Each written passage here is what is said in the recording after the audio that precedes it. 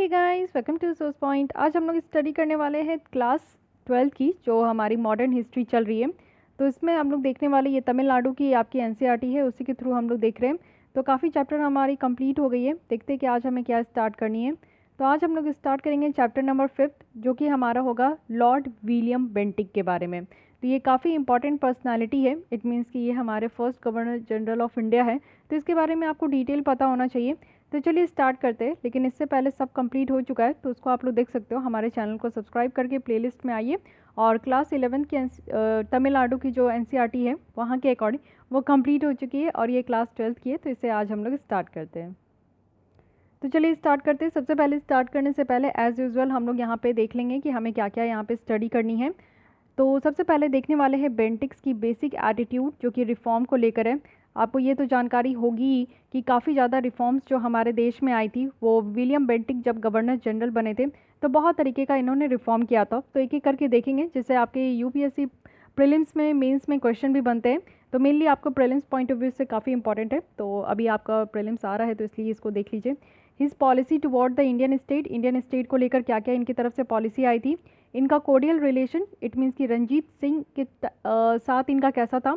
इन्हीं के टाइम पे चार्टर एक्ट ऑफ 1833 आया था, और इसका क्या इंपॉर्टेंस है, क्योंकि काफ़ी चेंजेस हुई थी, तो ये कानून अपने आप में ही इंपॉर्टेंट है। उसके बाद बेंटिक्स की जो फिनेंशियल और एडमिनिस्ट्रेटिव रिफॉर्म है उसके बारे में बताया जाएगा। और इनकी सोशल रिफॉर्म्स भी हम लोग देखेंगे कि बहुत सारी कुरीतियाँ थी हमारे समाज में, उन चीज़ों को इन्होंने काफ़ी अच्छे तरीके से चेंज किया, उनके लिए इन्होंने फ़ाइट भी किया। जैसे कि सती का जो प्रथा चलते आ रहा था काफ़ी सालों से, उनको इन्होंने एबॉलिश किया, ख़त्म किया।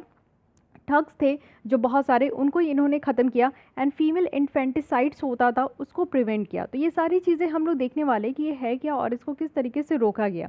साथ ही एजुकेशन सेक्टर में भी इनके द्वारा काफ़ी अच्छा खासा रिफॉर्म किया गया, तो उससे भी हम लोग डिटेल में देखेंगे। तो चलिए स्टार्ट करते हैं। लॉर्ड विलियम बेंटिक, इनका आप देख सकते हो, ये है लॉर्ड विलियम बेंटिक, जिन्होंने गवर्नर जनरल का जो पोस्ट ये एज्यूम किए थे ऑफिस 1828 में। इनका जन्म 1774 में हुआ था, और ज़्यादा कुछ तो इनकी जानने की ज़रूरत नहीं है। ये जो मद्रास के गवर्नर जैसे अपॉइंट हुए थे, ये 1803 में हुआ था। ये काफ़ी सपोर्ट करते थे, जो सर थॉमस मुनरो थे उनको ये सपोर्ट करते थे रेवेन्यू एडमिनिस्ट्रेशन को लेकर। जो वेलार म्यूटनी हुआ था 1806 का, उसके कारण बेंटिक को फिर से बुलाया गया था। और इनकी जो अपॉइंटमेंट थी ये हायर ऑफिसर के जैसा था, यानी कि गवर्नर जनरल जो है वो हायर ऑफिसर हुआ करता था उस समय, तो ऑफिस हुआ करता था, तो उस समय इनको उसमें अपॉइंट किया गया। इट मीन्स कि हमारे देश में जो है नेक्स्ट गवर्नर जनरल कौन हो गए, तो बेंटिक हो गए। फाइन। अब बेंटिक का यहाँ पे क्या मोटो था, बेनली आप लोग देखो कि जो जनरल यहाँ पे ब्रिटिश इंडिया थे, governor general of British India थे पहले, उनके द्वारा यहाँ पे रखा गया कि वो यहाँ पे काम करेंगे लोगों के लिए। इट मीन्स कि वेलफेयर ऑफ द पीपल क्या यहाँ पे ज़रूरी है, प्राइमरी, और ड्यूटी क्या है ब्रिटिश का, वो भी इंडिया में। तो ये एक पॉजिटिव अप्रोच लेकर चलते थे। फाइन। तो चलिए इनके बारे में गाथा स्टार्ट करते हैं। ये तो इनकी बेसिक थी। क्या क्या पॉलिसी था हमारे इंडियन स्टेट के लिए, उसके बारे में देखेंगे। तो सबसे पहले इनकी जो पॉलिसी थी ये दो पार्ट में और दो चीज़ों पे ये डिपेंडेंट था। सबसे पहले नॉन इंटरवेंशन और नॉन एग्रेशन। इट मीन्स कि या तो आप लोग देखो कि हमारे जो इंडियन स्टेट थे, आज के डेट में आपको 28 देखने को मिलते हैं, बट उस समय 28 नहीं थे, बहुत प्रोविंसेस कहते थे, तो बहुत ज़्यादा हुआ करते थे। तो इंटरवीन नहीं करना, यानी कि राज्यों का अपना खुद का जो इंटरनल अफेयर्स है उसमें ये इंटरवीन नहीं करेंगे। ना ही नॉन एग्रेशन है। एग्रेशन कहने का मतलब हो जाता है कि ज़बरदस्ती कोई चीज़ को लागू करवाना, उनकी बातों को नहीं मानना। तो ये सारा काम जो है नहीं किया जाएगा। ठीक है। मैसूर में देखते कि क्या कहानी है। तो मैसूर, जिसमें कि हिंदू रूल कौन थे उस समय, तो कृष्णराज थर्ड थे, जो कि यहाँ पे वेलेस्ली के द्वारा इनको रिस्टोर किया गया था। स्टार्टिंग में क्या हुआ कि जो यंग राजा थे वो काफ़ी अच्छे तरीके से काम कर रहे थे, अपने जितने भी मिनिस्टर थे उनके साथ वो मिलके बहुत सही तरीके से मैसूर में काम कर रहे थे। लेकिन बाद में क्या हुआ कि जब यंग राजा एज्यूम किए, यानी कि इनके बाद जो यंग राजा आए, बहुत ही ज़्यादा यंग मीन्स यूथ थे, उनके द्वारा जब यहाँ पे गवर्नमेंट को कंट्रोल किया गया तो वो पूरी तरीके से सही नहीं काम कर पाए। ठीक है। और जो पीजेंट्री ऑफ द स्टेट थे वो काफ़ी ज़्यादा प्रॉब्लम में सफ़र कर रहे थे, यानी कि उस राज्य के जितने भी पीजेंट्स थे, जितने भी किसान भाई थे, सबको बहुत ज़्यादा परेशानी हो रही थी। उसके बाद आप देखो कि कोई भी रिड्रेसल नहीं था, उनकी जो परेशानी थी ना उसको कोई सुनते भी नहीं थे, कोई उनको समझते भी नहीं थे। इसी के साथ साथ क्या हुआ कि प्रेजेंट्स का जो गुस्सा था वो एक समय तक वो सीमित रख पाए, उसके बाद उन्होंने रिवॉल्ट कर दिया। 1830 में क्या हुआ कि एक रिवॉल्ट हुआ, विद्रोह आपको देखने को मिला। इससे क्या हुआ कि काफ़ी ज़्यादा यहाँ पे जो आर्मी की हेल्प है मद्रास से, वो यहाँ पे देखने को मिली। फिर क्या हुआ था, फिर यहीं पे कि ब्रिटिश अथॉरिटीज़ जो है वो मैसूर स्टेट की एडमिनिस्ट्रेशन ले ली, क्योंकि उस समय वहाँ के जो राजा थे वो बहुत यंग थे और वो उस चीज़ को संभाल नहीं पा रहे थे। अब ये रिवोल्ट निकल कर आ गया, तो चलो ठीक है, इसके बाद जो है ब्रिटिश अथॉरिटी भी जो है मैसूर को अपने कब्जे में ले लिए। फिर यहाँ पे आप देखो कि ये चीज़ें ध्यान रखनी है कि 1834 से 1861 के बीच में सर मार्क क्यूबॉन जो थे वो कमिश्नर बने थे, और उनकी जो एडमिनिस्ट्रेशन थी वो लोगों के लिए, यानी कि मैसूर के जो लोग थे उनके लिए काफ़ी ज़्यादा बेनिफिशियल हो गया था।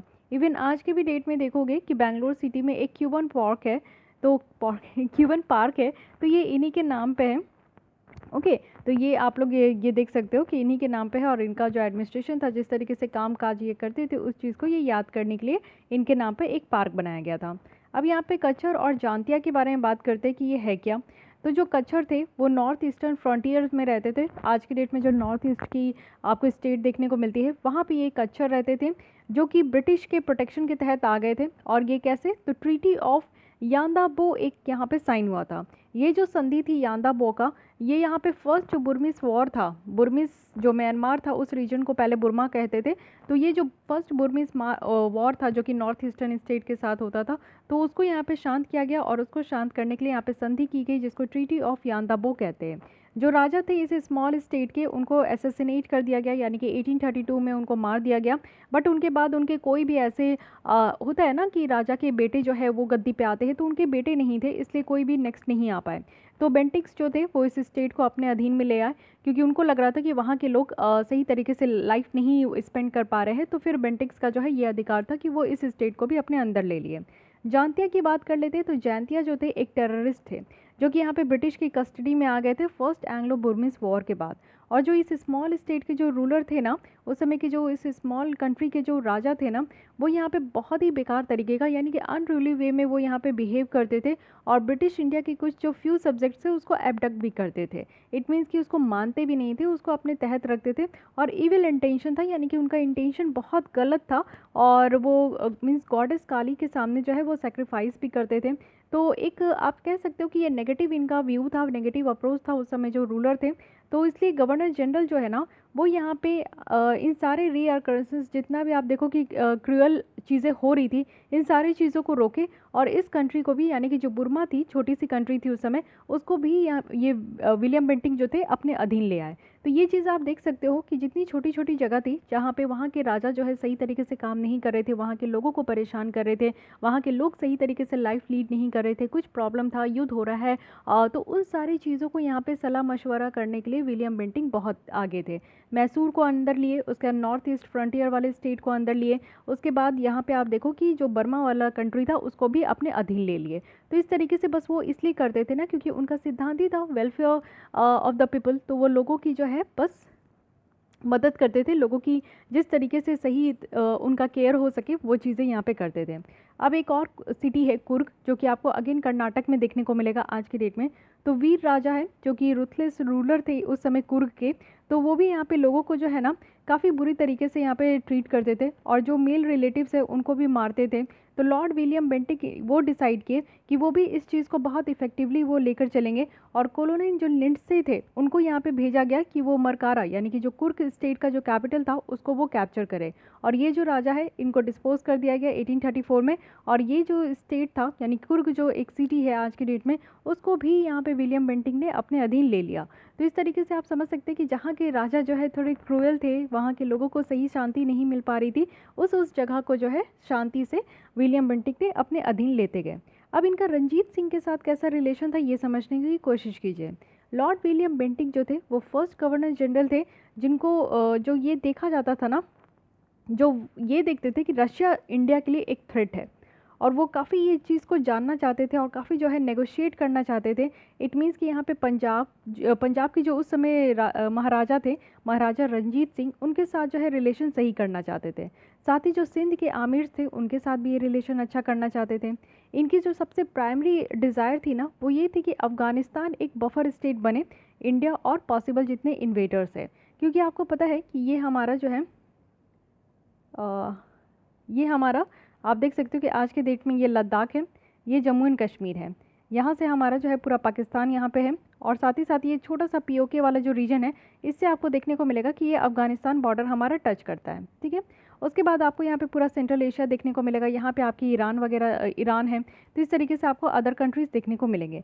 तो उस समय क्या होता था ना कि बहुत सारे ऐसे लोग होते थे जो इंडिया आते थे घूमने के लिए, बहुत सारे ऐसे फिलोसोफर भी होते थे, बहुत सारे ऐसे लोग भी होते थे जो कि फॉरेन जो टूरिस्ट थे वो घूमने आते थे बस जानने के लिए कि इंडिया में क्या है नहीं है। तो इस तरीके से आप देखो कि कहा जा रहा था, ये चाहते थे, विलियम बेंटिंक चाहते थे कि ये जो अफगानिस्तान वाला रीजन है ना, ये एक बफर जैसा काम करे। बफर मीन्स एक आप माध्यम कह सकते हो कि जैसे ईरान से लोग आ रहे हैं तो अफगानिस्तान से आए, और यहाँ पे सेंट्रल एशिया से लोग आ रहे हैं तो ये ईरान से अफगानिस्तान से होकर आए, रशिया से लोग आना चाहते हैं तो यहाँ पे अफगानिस्तान से होकर इंडिया आ सके। तो ये चीज़ें उस समय जो है ये विलियम बेंटिक चाहते थे, तो इसलिए ये अपना रिलेशन जो है ना पंजाब की जो राजा है उनके साथ ठीक करना चाह रहे थे, क्योंकि पंजाब यहाँ पे आप देखो कि पाकिस्तान जो है उसके साथ शेयर करता है। तो वो तो पाकिस्तान तो आप लोग देखोगे अब जाकर बना ना, जब 1948 में 1947 में हम लोग आज़ाद हुए तब पाकिस्तान बना, लेकिन उस समय पूरा ये अफगानिस्तान था। ठीक है, तो इस तरीके से आप लोग समझ सकते हो ये अफगानिस्तान था और ये पूरा रीजन हमारा इंडिया ही था। जो आज के डेट में आपको पाकिस्तान देखने को मिल रहा है वो तो पूरा हमारा इंडिया था।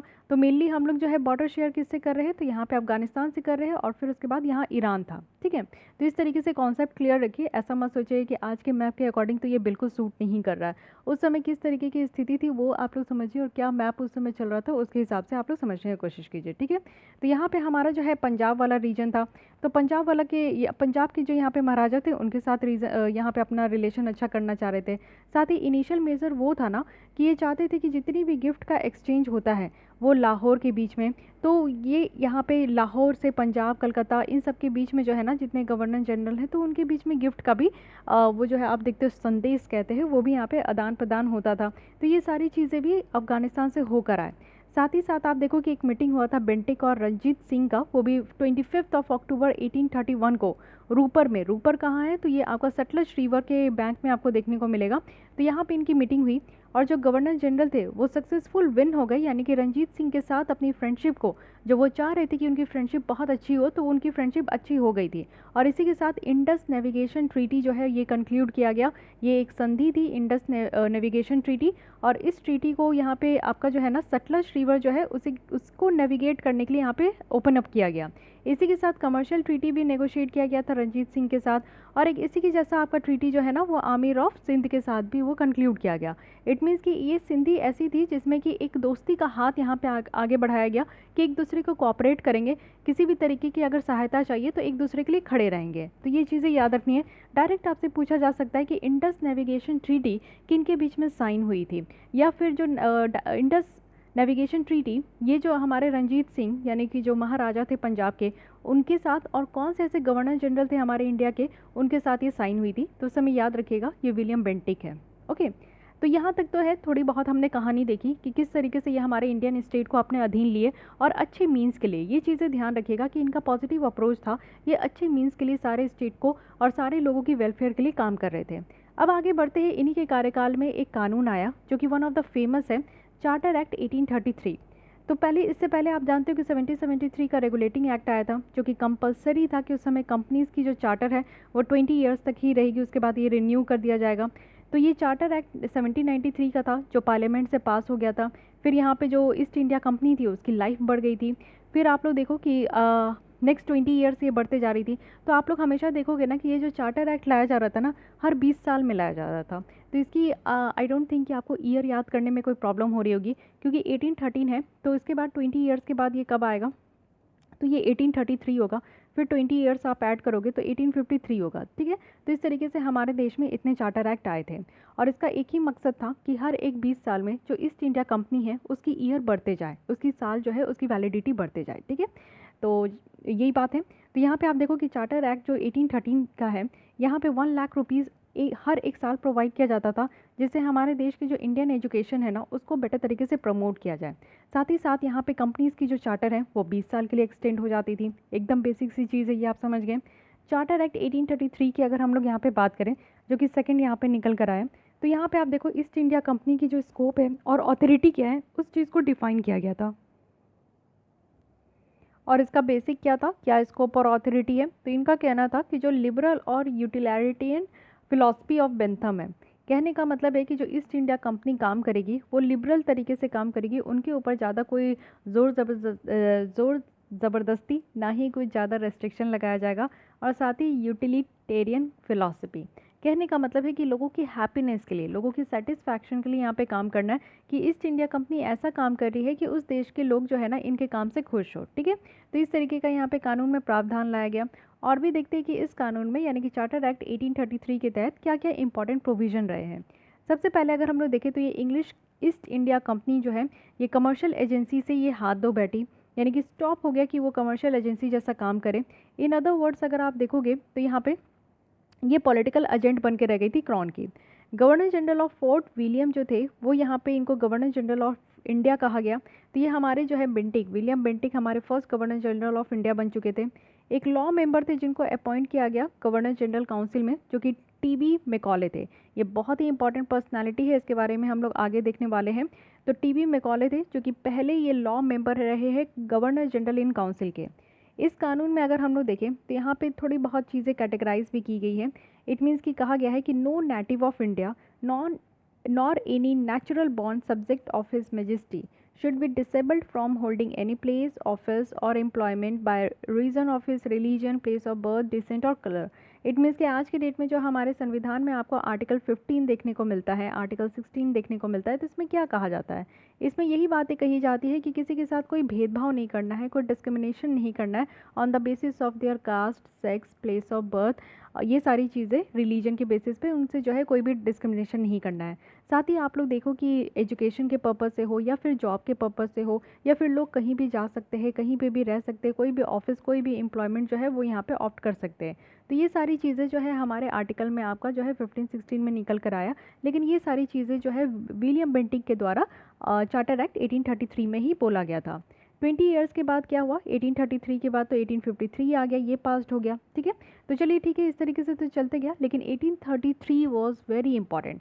तो इसकी जो भी यहाँ पे आपकी मेन प्रोविज़न है वो चीज़ें ध्यान रखिएगा। सबसे पहली ये इंपॉर्टेंट इसलिए है क्योंकि ये कमर्शियल एजेंसी जैसा जो है काम करना बंद कर दी, यानी कि कमर्शियल ट्रेड वगैरह जो ईस्ट इंडिया कंपनी के द्वारा किया जाता था ये सारी चीज़ें ख़त्म हो गई। इट मीन्स कि यहाँ पे आप देखो कि थोड़ा पावर कम हो गया ईस्ट इंडिया कंपनी का, और बेंटिक को यानी कि हमारे देश का first governor general of India बनाया गया। टीबी मैकॉले भी है यहाँ पे हमारे देश के फर्स्ट लॉ मेंबर बने हैं। तो इसलिए ये काफ़ी इंपॉर्टेंट हो जाता है, और ये बहुत बड़ी बात ये कही गई है अपने आप में ही। तो ये सारी चीज़ें ध्यान रखनी है, आपसे डायरेक्टली पूछ लिया जाएगा कि ये किस कानून के तहत ये मेंशन किया गया है। ठीक है, अब आते हैं लॉर्ड विलियम बेंटिक की रिफॉर्म देखते हैं। जब लॉर्ड विलियम बेंटिक जो है हमारे देश में आए तो बहुत तरीके से अभी तक तो हमने देखा कि उनकी पॉजिटिव अप्रोच थी, जिस तरीके से वो सारा काम करते आ रहे। लेकिन ये काफ़ी कम समय के लिए रहे, सिर्फ 7 ईयर्स के लिए ही रहे, लेकिन काफ़ी ज़्यादा काम करके गए। इट मीन्स कि आप देखो कि फिनेंशियली, एडमिनिस्ट्रेटिव, सोशल और एजुकेशनल, ये 4 फील्ड में बहुत अच्छा रिफॉर्म करके गए। तो चलिए एक एक करके देखते हैं। सबसे पहले अगर फिनेंशियल रिफॉर्म अगर हम लोग देखें तो जो बेंटिक थे उनके द्वारा गवर्नर जनरलशिप जब वो एज्यूम किए 1828 में, तो फिनेंशियल पोजीशन जो कंपनी की थी वो बहुत ही ज़्यादा पुअर थी। जो एक्सचेकर था वो बहुत ज़्यादा वीक था। स्टेट बजट आप देखोगे तो यहाँ पे 1 मिलियन रुपीज़ तक का डेफिसिट था। आज के डेट में जो फिजिकल डेफिसिट आप देखते हो ना हमारे देश का, कहने का क्या मतलब होता है कि सरकार खर्चे बहुत कर रही है लेकिन सरकार का रेवेन्यू जनरेट नहीं हो रहा है। तो वो चीज़ें उस समय भी कंपनी की बताई गई थी कि उन कंपनी जिस तरीके से काम कर रही है तो खर्चे बहुत ज़्यादा हो रहा है लेकिन कंपनी का रेवेन्यू जनरेट नहीं हो रहा है। इट मीन्स कि 1 मिलियन रुपीज़ तक के जो है वो डेफिसिट में जा चुके थे। इसलिए बहुत ज़्यादा ये ज़रूरी था कि जो गवर्नर जनरल है ना वो अच्छी खासी स्टेप्स ले, जिससे कि हमारे देश का जो फिनेंशियल कंडीशन है वो इम्प्रूव हो सके। तो उनके द्वारा क्या क्या ऐसा स्टेप्स लिया गया, चलिए देखते हैं। सबसे पहले जो सारे ऑफिसर्स थे और एडिशनल स्टाफ्स थे ना उनको हटाया गया, या फिर सारे ऑफिसर्स और जो एडिशनल स्टाफ्स थे उनके जो सैलरी और अलाउंसेस थे उनको कम किया गया। जो एडिशनल स्टाफ्स थे उनको हटा दिया गया, और जो ऑफिसर्स थे ना उनकी सैलरीज और अलाउंसेस को कम कर दिया गया। ठीक है, क्योंकि यहाँ पे आप देखो कि हम लोग घाटे पे चल रहे हैं, तो ऑब्वियस है कि यहाँ पे हम लोग को खर्चे कम करने होंगे। खर्चे कम तभी हो सकते हैं जब एक कंपनी में अगर मान लीजिए कि 20 लोग हैं तो 10 लोग को निकाल दिया जाए और 10 लोग रहे, तो यानी कि सैलरी जो है वो 10 लोगों का बच जाएगा। तो ये एक तरीका था। साथ ही बाकी जो 10 लोग हैं उनकी सैलरी भी कट कर दो, तो आधा उससे भी बच गया। मिलिट्री डिपार्टमेंट में आप देखो कि इनके द्वारा जो यहाँ पे सिस्टम ऑफ डबल बट्टा था, ये बट्टा क्या था, ये बट्टा था जो कि एक तरीके का अलाउंसेस दिया जाता था ट्रूप्स को जो कि एक्टिव सर्विस में रहते थे, तो ये बट्टा भी यहाँ पे ख़त्म कर दिया गया। और इसी फिनेंशियल रिफॉर्म्स के टाइम पे आप देखो कि इनकी जब डिपार्चर हो गई तो ये ट्रेजरी को एक सरप्लस के साथ, यानी कि जहाँ हम लोग 1 मिलियन रुपीज़ के साथ घाटे में चल रहे थे, ये जब यहाँ पे ऑफिस छोड़ के जा रहे थे, हमारे देश छोड़ के जा रहे थे, तो 1.5 मिलियन का इनके द्वारा जो है सरप्लस दिया गया, यानी कि एक्स्ट्रा मनी जो है अपने ये फिनेंशियल मैनेजमेंट के साथ जो है हमारे देश में छोड़ के गए। तो ये आप समझ सकते हो कि एक विन विन सिचुएशन हो गया उस समय।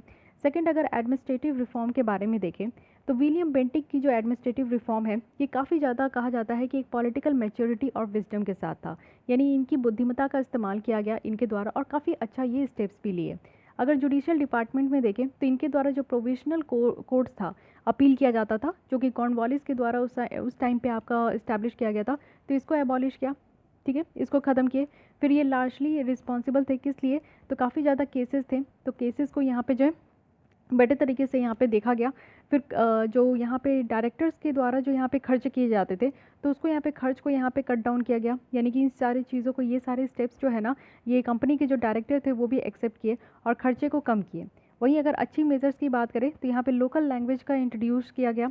इट मीन्स कि जो लोअर कोर्ट थे, निचली दल के जो कोर्ट होते हैं, उसमें लोकल लैंग्वेज की यहाँ पे इंट्रोडक्शन हुई और इंग्लिश जो था वो सिर्फ हायर कोर्ट में रह गया।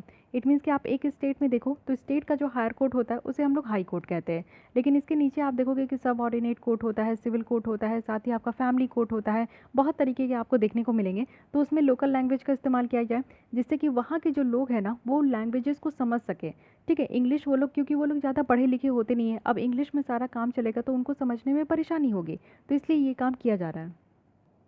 फाइन, तो ये बहुत अच्छा मूव्स कहा गया। इवन आप रेवेन्यू के मैटर में भी देखो तो बेंटिंग ने बहुत अच्छा काम किया था। इनके द्वारा जो है revenue settlement north west province में, इट मीन्स कि यहाँ पे आरएम बर्ड थे उनके कंट्रोल में इन्होंने लॉन्च किया था। ये जो सेटलमेंट था ये 30 साल का था, 30 इयर्स का था, और ये काफ़ी अच्छा खासा काम किया, यानी कि यहाँ पे जो एडमिनिस्ट्रेटिव प्रॉब्लम थी उन सब का सोल्यूशन यहाँ पे निकल कर आ चुका था। फाइन, उसके बाद अगर हम लोग देखें यहाँ पे सोशल रिफॉर्म, तो सोशल रिफॉर्म में आप लोग जानते हो कि 3 मेजर जो प्रॉब्लम चल रही थी कि सती का जो प्रॉब्लम था, सती कहने का मतलब है कि एक ऐसा प्रैक्टिस होता था कि अगर किसी कपल में से अगर हस्बैंड की डेथ हो जाती है तो उसकी वाइफ को भी उसी आग में, यानी कि जिस आग में पति को जलाया जाता है उसी आग में कूद के मर जाना होता था। तो ये चीज़ें थी, अब ये बहुत गलत है, ये इलीगल है, यानी कि यहाँ से जस्टिस फॉर वुमेन की बात की जा रही है, तो इस चीज़ को यहाँ पे ख़त्म किया गया। जो ठग्स वगैरह थे, बहुत लूट मार डकैत रॉबर्स ये सब देखने को मिलता था, इन चीज़ों को सप्रेस किया गया। साथ ही अगर फीमेल इन्फेंटिसाइड्स की बात करें तो ये भी बहुत ज़्यादा होता था कि गर्भ में ही बच्चे को मार दिया जाता था, फीमेल इन्फेंटिसाइड्स होता था। अगर पता चल रहा है कि गर्भ में अगर लड़कियां हैं, जैसे आप लोग देखो कि सेक्स डिटर्मिनेशन हो जाता है और इससे पता चल जाता है कि बेबी बॉय है कि बेबी गर्ल है, तो जैसे ही पता चलता था कि बेबी गर्ल है तो उनको मार दिया जाता था। तो ये 3 चीज़ था जो कि काफ़ी ज़्यादा प्रिवलेंट था। अब देखते हैं कि सती को कैसे ख़त्म किया गया। तो ये जो सती का प्रैक्टिस है ये आज से नहीं चलते आ रहा है, ये आप लैटर वैदिक पीरियड के बाद देखोगे कि तो ये स्टार्ट हो चुका था। ये इन ह्यूमन सोशल कस्टम था जो कि काफ़ी कॉमन था नॉर्थ इंडिया में, और पर्टिकुलरली आप देखो बंगाल वाला रीजन में। तो उस समय बंगाल बहुत बड़ा था, बंगाल के अंदर उस समय बिहार, उड़ीसा, झारखंड सब आते थे। तो इतना बड़ा उस समय आप समझ सकते हो कि इतना बिग रीजन था ये, जिसमें बंगाल के अंदर इतने सारे राज्य आते थे। तो बेंटिक इस चीज़ों से जब वो सुने कि ऐसा केसेस हो रहा है तो उनसे वो बहुत ज़्यादा डिस्ट्रेस हुए, और उसके बाद जो है रिपोर्ट कराए, यानी कि 800 केसेस ऑफ सती जो है वो एक साल में वो यहाँ पे अकेले जो है इसको रिपोर्ट कराएं, वो भी बंगाल से। उसके बाद वो चाहते थे कि नहीं, इस तरीके की जो प्रथा है इसको ख़त्म करना होगा, क्योंकि ये नेचुरल जस्टिस के अगेंस्ट में है। ये कौन सा जस्टिस है, अगर पति की मृत्यु हो गई तो उसकी वाइफ क्यों मरेगी, तो ये चीज़ें नेचुरल जस्टिस के अगेंस्ट में है। तो उनके द्वारा जो है काफ़ी कानून लाने की बात की गई, इनके लिए वो फाइट किए। साथ ही साथ यहाँ पे जो भी अगर सती प्रैक्टिस करती थी लेडी तो उनको पनिश किया जाता था, वो भी लॉ कोर्ट के द्वारा। और ये जो रेगुलेशन था ये फिर मद्रास और बॉम्बे प्रेसिडेंसी में भी आपका ये जो है एक्सटेंड हुआ 1830 में। तो ये चीज़ें आप देख सकते हो। ठग्स को कैसे सप्रेस किया गया, तो जो मोस्ट कमेंडेबल मेजर्स रहा है जिसमें कि बेंटिक को देखा गया कि काफ़ी और अच्छे तरीके से काम किए हैं, और लोगों की वेलफेयर के लिए जो है ना वो यहाँ पे ठग्स को काफ़ी ज़्यादा जो है, जितने रॉबर्स होते थे यानी कि चोरी डकैती ये सारी चीज़ें बहुत चलती थी, तो इसको रोका गया। वो यहाँ पे जो है छोटे ग्रुप्स ऑफ 50 to 100 जितने भी लोग होते थे उनके पास वो जाते थे, और साथ ही साथ जो कि कमर्शियल गैंग्स होते थे या पिलग्रिमेज होते थे, तो उनके पास वो जाते थे, फिर उनको पकड़ते थे। और इसी तरीके से जो है ना काफ़ी नंबर इंक्रीज़ होते गया सेंट्रल और नदर्न इंडिया में, वो भी 18th सेंचुरी में। तो ये कैंपेन जो है सिस्टमेटिकली आप देखो कि एक जो उस समय कोलोनल जो स्लीमेन थे उनके द्वारा ये ऑर्गेनाइज़ किया गया। फिर ये 5 साल के दौरान आप देखो कि नियरली 2000 से भी ज़्यादा लोग जो है कैप्चर्ड हुए, यानी कि जितने भी ये ठग्स वगैरह थे ना, इनको कैप्चर्ड किया गया। एक ग्रेट नंबर था। फिर इनको जो है ना आप देखो कि अंडमान निकोबार वहाँ भेज दिया गया। और इनकी इस रोल के लिए, क्योंकि आपको पता है काला पानी की सज़ा दी जाती थी, तो वहाँ पे भेज दिया जाता था। आज की भी डेट में अंडमान एंड निकोबार इतना ज़्यादा एडवांस नहीं हो पाया है, वहाँ पे कनेक्टिविटी बहुत सारे आइलैंड में 0% है। तो आप सोच सकते हो कि उस समय क्या हाल चाल था। तो उन लोग को भेज दिया जाता था, वहीं काला पानी की सज़ा दी जाती थी। उनके इस रोल के लिए जो है ना सर विलियम स्लेमन, उनको यहाँ पे ठगी स्लेमन कहते थे। तो ये चीज़ें भी ध्यान रखिएगा, पूछ लिया जा सकता है कि ठगी स्लेमन किनको कहा जाता है और किसके द्वारा ये नाम दिया गया है। ठीक है। फीमेल इन्फेंटिसाइड्स की अगर बात करें तो मेनली क्या किया गया ना कि काफ़ी हॉरिबल था, यानी कि आप देखो कि भ्रूण में ही हत्या कर देना, यानी कि वैसी बच्चियों को इस धरती पे आने से पहले ही मार देना। तो ये चीज़ें होती थी और इसको एक पनिशेबल क्राइम के तहत जो है उनके द्वारा ये इसको मतलब कि कह दिया गया कि अगर कोई ये काम करता है, कोई फीमेल ये काम करती है, कोई मेल के द्वारा ये काम कराया जाता है, तो इसमें जो है ये पनिशेबल क्राइम है, एक तो क्राइम है और इसके लिए यहाँ पे दंड भी मिलेगा। तो ये तो रही यहाँ पे सोशल रिफॉर्म्स। अब देखते हैं कि एजुकेशन में किस तरीके का यहाँ पे रिफॉर्म लाया गया। सबसे पहले आप देखो कि इंग्लिश एजुकेशन लाई गई। तो जो इंट्रोडक्शन था इंग्लिश एजुकेशन का, वो यहाँ पे लॉर्ड विलियम बेंटिक के ही कार्यकाल में था। इनके द्वारा एक कमेटी यहाँ पे अपॉइंट की गई थी जिसका नाम है लॉर्ड मैकॉले। तो लॉर्ड मैकॉले के द्वारा यहाँ पे रिकमेंडेशन दिया गया था कि हमारे देश में जो है एजुकेशन को और ज़्यादा प्रमोट करने की ज़रूरत है। इसी के बेसिस में आप देखो कि मैकॉले जो है वो यहाँ पे एम्फेसाइज करते थे कि यूरोपियन लिटरेचर को प्रमोट किया जाए, साइंस को प्रमोट किया जाए, वो भी इंग्लिश मीडियम के थ्रू। लोगों को और भी लैंग्वेज पढ़ने सीखने की ज़रूरत है। जब इंडियंस लोग अगर इंग्लिश सीख जाएंगे ना तो ब्रिटिश उनको बेवकूफ़ नहीं बना पाएंगे। तो ये काम था। तो रिकमेंडेशन जो है पूरी तरीके से एक्सेप्ट किया गया विलियम बेंटिक के द्वारा। और फिर गवर्नमेंट रेजोल्यूशन 1835 में आया जिसमें कि इंग्लिश को ऑफिशियल और लिटरेरी लैंग्वेज ऑफ इंडिया यहाँ पे घोषित कर दिया गया। उसी समय क्या हुआ, उसी ईयर विलियम बेंटिक के द्वारा एक कलकत्ता मेडिकल कॉलेज भी इस्टेब्लिश की गई जिसमें कि लोग वहाँ पे मेडिकल के लिए पढ़ने जाते थे। ठीक है। अब विलियम बेंटिक की एस्टिमेट भी देख लेते हैं। तो विलियम बेंटिक जो थे काफ़ी स्ट्रेट फॉरवर्ड थे, काफ़ी ऑनेस्ट थे, अपराइट थे और सेंसिबल मैन थे। इनकी जो सोशल रिफॉर्म है यानी कि एबॉलिशन ऑफ सती और जो चाइल्ड सेक्रीफाइस को प्रिवेंट करना, तो ये बहुत सालों पुरानी यहाँ पे जो कुरीतियाँ थी इसको हटाया गया हिंदू सोसाइटी से। साथ ही बेंटिक जो है बहुत ही अच्छा काम करते थे, वो लोगों से जाकर मिल के बात करते थे। ऐसा नहीं कि सुना सुनाए बातों पे वो एक्शन लेते थे, वो उस जगह पे जाते थे, लोगों को देखते थे, उनकी परेशानी सुनते थे, समझते थे, तब वो किसी भी तरीके का एक्शन लेते थे। तो उनका जो एडमिनिस्ट्रेशन था, जो काम करने का तरीका था, वो काफ़ी ज़्यादा जो है प्रेज़ किया जाता है। साथ ही इनकी जो एजुकेशन रिफॉर्म्स अगर हम लोग देखें तो हमारे देश में एक न्यू एज आ गया, यानी कि आज के डेट में जो हम लोग इतना इंग्लिश बोलते हैं वो किसके कारण बोलते हैं, तो ये लॉर्ड विलियम बेंटिक के कारण बोलते हैं। क्योंकि अगर ये नहीं ऐसा देखते कि हमारे देश में इंग्लिश को लाना चाहिए, तो आपको नहीं लगता कि और भी जितने भी यहाँ पे गवर्नर चल रहे थे वो लाते, कभी इंग्लिश हमारे देश में आता। ब्रिटिशर्स तो चाहते ही थे कि वो हमें लूट ले, वो हमें जो है इसी तरीके से दबा के रखे, सप्रेस करके रखे, और उनकी लैंग्वेज हमें समझ में नहीं आती थी। कुछ जो हमारे लीजेंड्स होते थे, कुछ जो पढ़े लिखे लोग होते थे वही समझ पाते थे, लेकिन मैक्सिमम जो हमारी पॉपुलेशन थी उस समय नहीं समझ पाती थी। तो एक काफ़ी अच्छा जो है देन आप कह सकते हो। विलियम बेंटिक के बाद कौन आए, तो ये लॉर्ड ऑकलैंड है, क्योंकि इनका कार्यकाल बहुत कम हुआ और इनके द्वारा कुछ खास काम किया नहीं गया, तो इसलिए इनका इतना ज़्यादा चर्चा नहीं होता है, लेकिन कई बार पूछ लिया जाता है तो ये आपको पता होना चाहिए। जो फर्स्ट अफ़गान वॉर है वो इन्हीं के एडमिनिस्ट्रेशन में यहाँ पे लड़ा गया था। क्योंकि अफ़गानिस्तान में ये फेल्योर हो गए थे तो फिर से इनको रिकॉल किया गया था, कब, 1842 में। उसके बाद लॉर्ड एलेनबर्ग जो है वो इनके बाद आए और अफ़गान वॉर जो है यहाँ पे एंड हुआ। ठीक है। तो इसी तरीके से आप देख सकते हो कि इनके सक्सेसर कौन थे, लॉर्ड हार्डिंगे थे, जो कि फर्स्ट एंग्लो सिख वॉर ये यहाँ पे लड़े थे, और इसी के साथ यहाँ पे ट्रीटी ऑफ लाहौर आया था। तो एक के बाद एक जितने भी थे वो याद रखिए। लॉर्ड विलियम बेंटिक के बाद लॉर्ड ऑकलैंड थे, उसके बाद आप देखोगे कि लॉर्ड एलेनबर्ग थे, और लॉर्ड एलेनबर्ग के बाद ये लॉर्ड हार्डिंगे थे। ठीक है। ये चीज़ें ध्यान रखनी है। तो यहाँ पे हमारा ये लेसन कंप्लीट होता है, लेकिन इसी के साथ हम लोग देखेंगे कि हम लोग ने क्या क्या स्टडी किया। विलियम बेंटिक के बारे में पूरी डिटेल में देखें कि किस तरीके से वेलफेयर ऑफ लोगों के लिए जो है हर एक डिफरेंट डिफरेंट सिटी, चाहे वो मैसूर हो, कुर्ग हो, या फिर बुर्मा जैसी यानी कि म्यांमार जैसी कंट्री हो, उन सबको उन्होंने एनेक्स किया जस्ट बिकॉज क्योंकि वहाँ के लोग सही से नहीं थे और वहाँ के राजा जो है ना वो बेटर तरीके से काम नहीं कर रहे थे। इनकी फ्रेंडशिप ट्रीटी रही है किसके साथ, तो पंजाब के जो महाराजा थे राजा रंजीत सिंह उनके साथ रहा। उसके साथ यहाँ पे ट्रीटी ऑफ अमृतसर यहाँ पे साइन हुआ। उसके बाद आप देखो कि ट्रीटी इंडस नेगोशिएशन यहाँ पे साइन हुआ था। इंपॉर्टेंस देखने को मिला हमारा ये चार्टर जो एक्ट है 1833 का। और बेंटिक्स की अगर हम लोग एफिशिएंट एडमिनिस्ट्रेशन मेजर्स देखें तो ये भी हम लोग देखें, financial reform, administrative reform, social reform, educational reforms, तो ये सारे रिफॉर्म्स हम लोग देखें। उसके बाद हमारे यहाँ जो है आप देख सकते हो कि एजुकेशन रिफॉर्म आया, यानी कि जो मैकॉले कमेटी थी उनके द्वारा इंग्लिश का इंट्रोडक्शन हुआ। तो ये सारी चीज़ें हम लोग देख लिए। आइए कुछ क्वेश्चन सॉल्व कर लेते हैं जिससे कि आपकी यहाँ पे पता चल सके कि आपने कितना समझा है ये आधे घंटे में। तो एक एक क्वेश्चन यहाँ पे सॉल्व कीजिए। इसकी आंसर अगर आप लोग को कमेंट बॉक्स में देनी है तो आप लोग देख सकते हो। चलिए देखते हैं। इंग्लिश को अडॉप्ट किया गया official language of British India, तो ये कब किया गया, ये ईयर आप लोग को याद है तो बताइए। प्रैक्टिस ऑफ सती जो है ये किसके एडमिनिस्ट्रेशन में आपका एबॉलिश किया गया, so it is very easy. उसके बाद देखिए कि वेलोर म्यूटिनी जो है ये किस साल में हुआ।